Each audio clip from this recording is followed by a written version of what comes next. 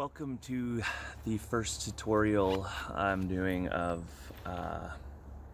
what not to do when you're a groundsman starting out in the tree industry, maybe potentially an aspiring climber.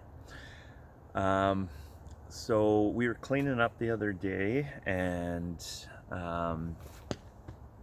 final stages, just some light pruning, a bit of hedge trimming, the small clippings. And I always encourage my guys, especially if you're new on the chipper, to always use a snow shovel, a rake, to push the finer clippings into the chipper as opposed to getting in there with your hands, because, just safety, right? So yeah, I mean, you use the shovel to get that stuff in just in case something does grab you and pull you in, right? But so yeah, we were at that stage, and my grounds guy came up and handed me this. There was a shovel attached to it, so my brain starts working, and I'm like, well, chipper's off at this point. I was away, and he says to me, yeah, that went through the chipper. Oh, that's lovely. Aluminum snow shovel. So I'm like, okay, well, he probably stopped it, as soon as the metal was grabbed by the rollers. He reached up and, grabbed the old red bar there. I guess that's not everyone's instincts, because this was all that was left of the shovel. Everything else went through the system. Anyways,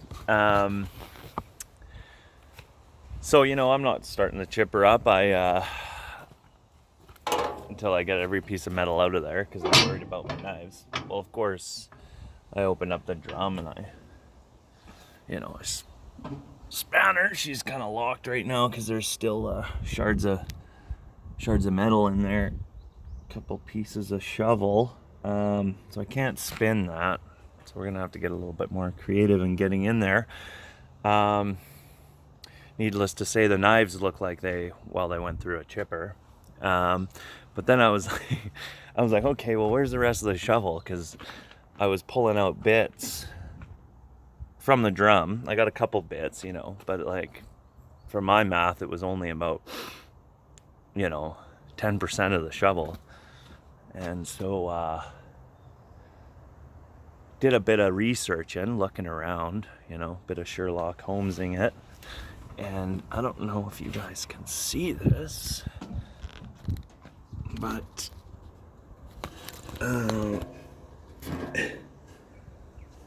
there is the rest of the shovel. I don't even know if that should have been allowed to go through the chipper holes, or the knife, the drum, I mean, but it did. So anyways, to conclude my what not to do tutorial, when starting out in the tree industry, or you're an aspiring climber, aspiring groundsman, well, don't put yourself through the chipper, rule number one. So a good way to avoid that is stand back from the wheel, but and always knowing where your shutoffs are. And rule number two, don't